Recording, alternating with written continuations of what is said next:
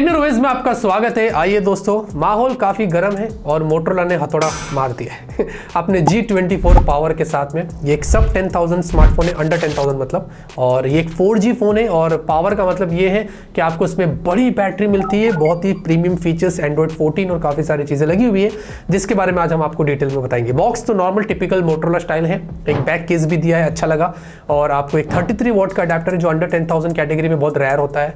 Type सी cable भी आपको मिल जाता है। बाकी आपको इसमें दो कलर्स है, हमारे पास जो आया है वो इंक ब्लू है और एक ग्लेशियर ब्लू आपको मिलता है। बाकी पीछे जो डिज़ाइन है ये एकदम मिनिमलिस्टिक डिज़ाइन है। आपको पीएमए में एक्रेलिक यहाँ पर ग्लास मटेरियल जो अक्सर उनके प्रीमियम फोन्स में भी हमने देखा है, और बहुत ही ऐसा मारने पर भी प्लास्टिक जैसा फील नहीं आता है, काफ़ी हार्ड मटेरियल है। और सिंगल लेयर्ड कैमरा लेआउट दिया, मतलब जो कंटिन्यू किया गया है डिज़ाइन को उन्होंने कैमरे से जोड़कर, कैमरा लेआउट को जोड़कर ऐसा हल्का सा रेज डिज़ाइन दिया है, तो ये देखकर थोड़ा सा अच्छा लगता है। तो काफ़ी क्वाइट इंप्रेसिव डिज़ाइन है।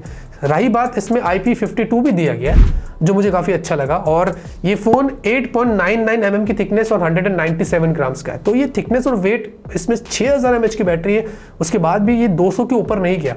होल्ड करने पर भी इसका जो इन हैंड फील्ड है वो इतना अनकंफर्टेबल यहाँ पर नहीं है। उसी के साथ नीचे एक माइक है, टाइप सी पोर्ट, एक स्पीकर आपको मिलता है, और ऊपर आपको ईयरपीस में एक और स्पीकर मिलता है। तो बजट के अंदर अब डुअल स्पीकर्स भी आ चुके हैं, और जो मोटरोला ने यहाँ पर इसकी शुरुआत करी, इसके पहले एक और फोन था और अब यहाँ पर दूसरा मोटरोला बनता है। तो स्पीकर अच्छा किया कि उन्होंने डुअल दिया है। लेफ्ट में सिम ट्रे, फुल साइज आपको यहाँ पर स्लॉट मिलता है। माइक सिर्फ एक ही है लेकिन डुअल माइक नहीं है। राइट में पावर बटन, इसमें आपको साइड माउंटेड फिंगरप्रिंट स्कैनर का सपोर्ट मिलता है जो कि काफ़ी फास्ट और रिस्पॉन्सिव है। और कॉइन वाइब्रेटर भी अलग से दिया है लीनियर मोटर्स के सपोर्ट के लिए। तो यहाँ पर हैप्टिक्स बहुत अच्छा है, मतलब बजट फोन के हिसाब से उन्होंने जो काम किया हैप्टिक्स को लेकर वो बहुत अच्छा है। तो बहुत अच्छा यहाँ पर डिज़ाइन और बहुत अच्छा यहाँ पर बिल्ड आपको मिल जाता है। परफॉर्मेंस के लिए इसमें है MediaTek Helio G85। अब ये एक 4G चिपसेट है, पुरानी चिपसेट है लेकिन ट्राइड एंड टेस्टेड है। आपको यहाँ पर एंटूटू स्कोर अच्छे देखने को मिलते हैं, 2,68,000 के आसपास। अगर ये 8-9 हज़ार की रेंज का फ़ोन है फॉर एग्जांपल, तो आपको स्कोर्स बहुत अच्छे मिल रहे हैं। बाकी CPU टोटल 83% के आसपास है, 42-43 डिग्री सेल्सियस मैक्स हीट हुआ, और LPDDR4X और eMMC स्टोरेज है। हाँ, eMMC 5.1 का स्टोरेज है, UFS स्टोरेज नहीं है। उसी के साथ आपको अगर BGMI, कॉल ऑफ ड्यूटी वगैरह हाई ग्राफिक्स पर सेट करके खेलना है, आप वो सब कर सकते हैं क्योंकि G85 केपेबल है। जी हाँ, तो ये परफॉर्मेंस का मामला है। ओवरऑल यहाँ पर डे टू डे लाइफ के टास्क, गेमिंग वगैरह सब कुछ आपके अच्छे होने वाले हैं। डिस्प्ले दोस्तों आपको 6.6 इंच की HD+ की एक 90 हर्ट्ज की IPS डिस्प्ले मिलती है, और यहाँ पर पंचोल चिन प्राइस के हिसाब से अच्छा है। अगर आप यहाँ से भी देखोगे तो ये देखोगे काफ़ी अच्छा है। और 90 हर्ट्ज में मैं आपको बताता हूँ स्टॉक का फायदा क्या होता है। ये देखिए कितना स्मूथ है रे बाबू, ये देखो मैं आपको ऐसे दिखा रहा हूँ कितना स्मूथ है।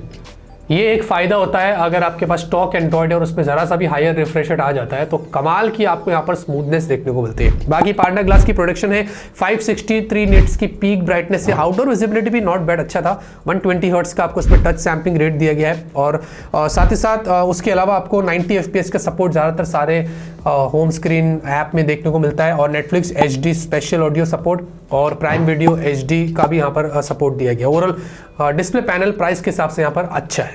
सॉफ्टवेयर के लिए Android 14 आपको मिलता है। अच्छी बात है कि मोटरोला आजकल ये सारी चीज़ें कर रहा है, बजट में भी आपको Android 14 दे रहा है, और ईयरली OS अपडेट्स की कोई बात नहीं हुई कि इसमें Android 15 वगैरह कब आएगा, लेकिन 3 साल के सिक्योरिटी पैचेस आपको मिलते हैं। और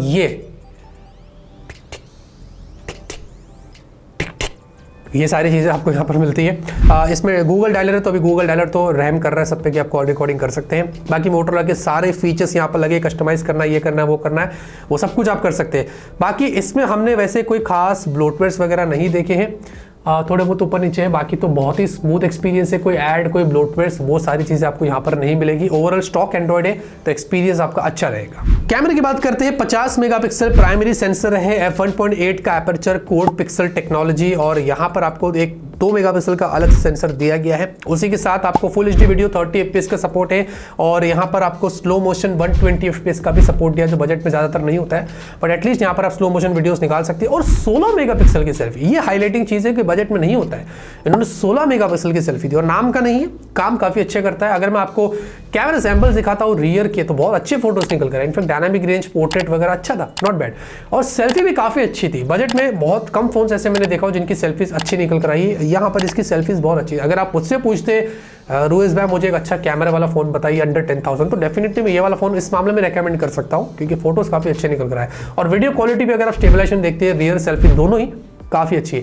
नाइट की फोटोज वैसे इसमें दिया गया है, लेकिन मैं आपको फिर भी फोटोज दिखा रहा हूँ नाइट में, तो आप इस तरीके से क्वालिटी आपको मिल जाती है। ओवरऑल डिस्क्रिप्शन में मैंने गूगल ड्राइव की लिंक दिया और रॉ फाइल्स आप जाकर खुद अपने हिसाब से जज करिए। बैटरी की बात करेंगे, आपको 6000 mAh की बैटरी मिलती है, कैपेसिटी काफी ह्यूज है और यहाँ पर 33 वॉट का अडेप्टर बॉक्स में दिया है। लगभग 2 घंटे के आसपास इसको लगेगा फुल चार्ज करने के लिए, विच इज नॉट बैड। और साथ ही साथ आपको अगर बैटरी ड्रेन टेस्ट की बात करें तो हमने थोड़ा सा 3 घंटे का टेस्ट किया, 100% चार्ज किया था, यूट्यूब पर 4K वीडियो प्लेबैक कर दिया और लगभग 3 घंटे के बाद हमने चेक किया तो कुछ 69% यहाँ पर हुआ था, यानी कि ऑलमोस्ट 31% के आसपास ड्रेन हुआ, जो बहुत अच्छे रिजल्ट्स है। और ये 6000 mAh की बैटरी, इससे ये पता चलता है कि डेफिनेटली अगर आप नॉर्मल या मिक्स्ड यूज करते हैं तो 1.5 दिन तक का बैकअप तो आपको आराम से मिल सकता है। तो बैटरी इसका की फैक्टर है जो आपको बहुत जबरदस्त बैकअप देगा।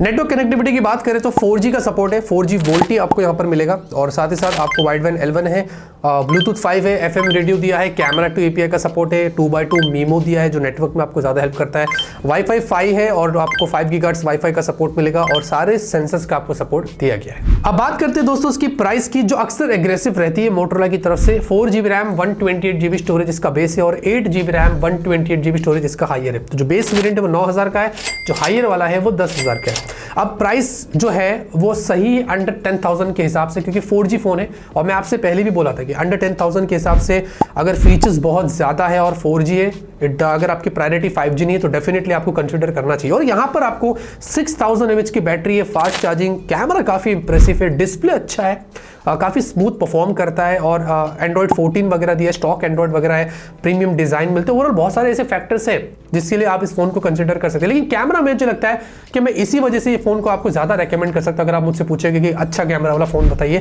तो वो ये वाला फोन है। ऑफर्स भी आपको यहाँ पर मिलेंगे, जो बेस वेरिएंट है 4128 वो कार्ड वगैरह लगाकर उसकी जो इफेक्टिव प्राइस है वो 8249 हो जाती है, जो कि काफी अच्छी प्राइस पर आया है।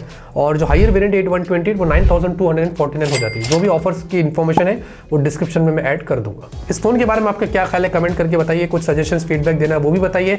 लाइक करिए, सपोर्ट करिए, सब्सक्राइब करके रखिए। तब तक के लिए ऑलवेज कीप स्माइलिंग।